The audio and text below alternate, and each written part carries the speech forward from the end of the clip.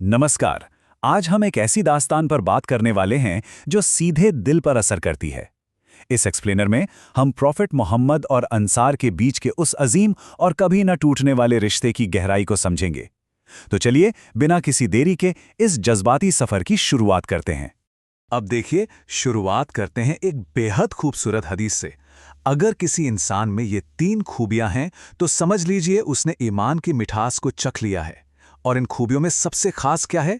ऊपर वाले और उसके रसूल से दुनिया की हर एक चीज से ज्यादा मोहब्बत करना। यही वो ईमान की मिठास थी जो अंसार की पहचान बनी। चलिए अब इसमें थोड़ा गहराई से उतरते हैं। अ प्रॉफिट्स डार्केस्ट आवर। अपनी सबसे प्यारी पत्नी खदीजा और चाचा अबू तालिब को खोने के बाद का वक्त जरा तसव्वुर कीजिए। उस अकेलेपन में पैगंबर उम्मीद की तलाश में ताइफ गए, पर वहां क्या हुआ? उन्हें बुरी तरह ठुकरा दिया गया, मजाक उड़ाया गया, पत्थर मारे गए।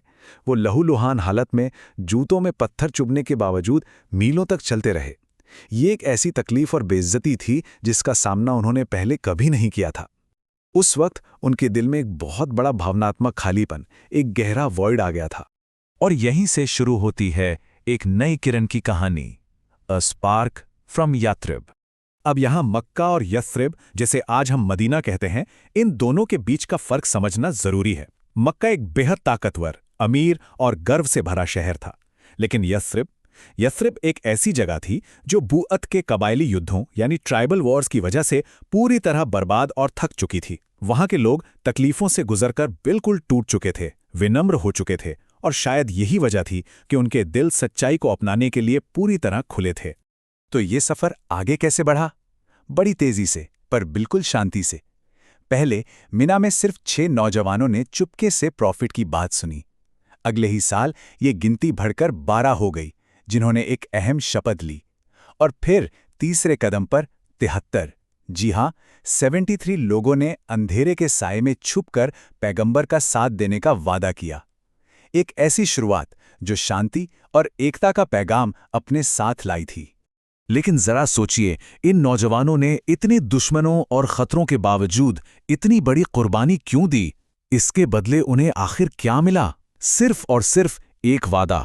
प्रॉफिट ने उन्हें किसी बड़ी दुनियावी ताकत, दौलत या किसी बड़ी सल्तनत का ख्वाब नहीं दिखाया था।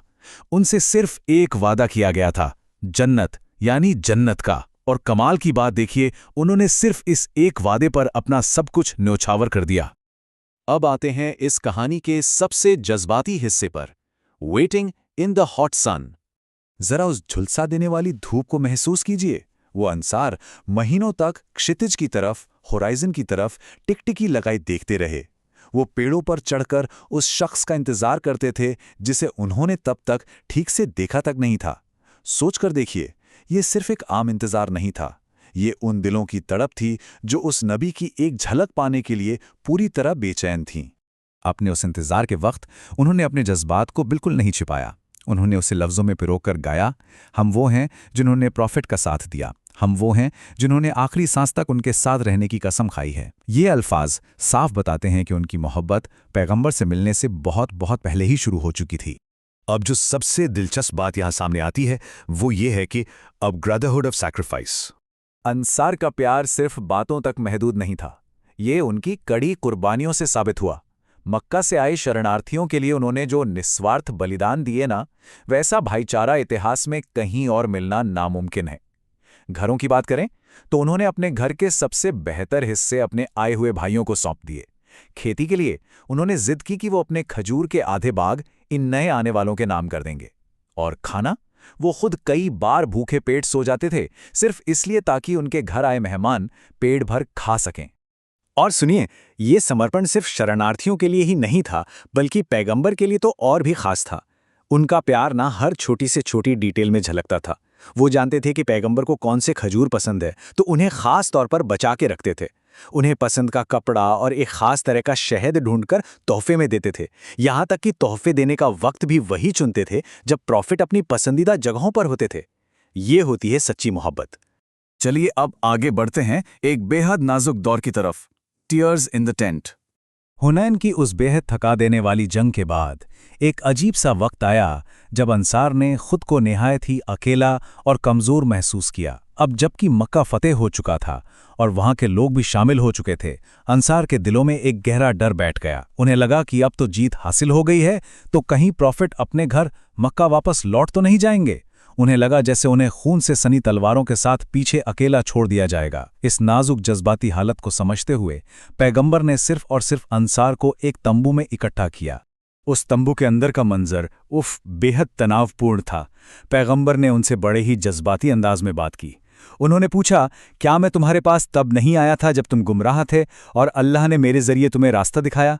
उन्होंने अंसार को याद दिलाया कि किस तरह ईमान ने उनके उस टूटे हुए, आपस में लड़ते हुए समाज को एकता और मोहब्बत की रोशनी से जोड़ दिया था।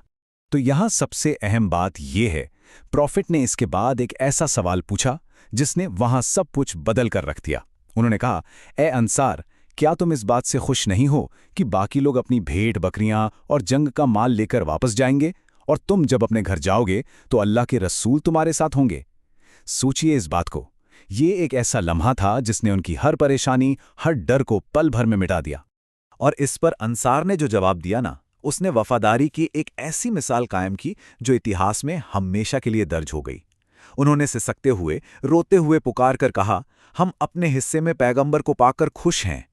उस तंबू में बैठे लोगों के आंसू इतने बहे कि उनकी दाढ़ियां तक पूरी तरह भीग गईं। उन्हें कोई धन, कोई दौलत नहीं चाहिए थी। उन्हें सिर्फ अपने रसूल का साथ चाहिए था, और बस वही उन्हें मिल गया।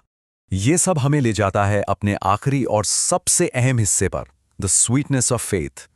और ये बहुत ही खूबसूरती से दर्शाता है कि अंसर, जिसका मतलब ही मददगार होता है, वो आखिर कितने अजीम थे। ये नाम उन्हें किसी और ने नहीं बल्कि खुद ऊपर वाले ने दिया था। उनकी पहचान उनकी दौलत या ताकत से कभी थी ही नहीं। उनकी पहचान थी उनका निस्वार्थ, बेमिसाल प्यार। उन्होंने पूरी दुनिया को दिखा दिया कि ऊपर वाले और उसके रसूल से मोहब्बत करना आखिर कैसा होता है।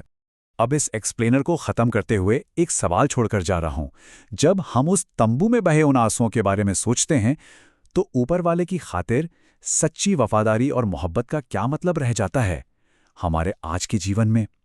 हम अंसार की उस कभी ना टूटने वाली मोहब्बत को अपने दिलों में आज कैसे जिंदा कर सकते हैं? ये एक ऐसा सवाल है जिसे हमें अपने आप से जरूर पूछना चाहिए।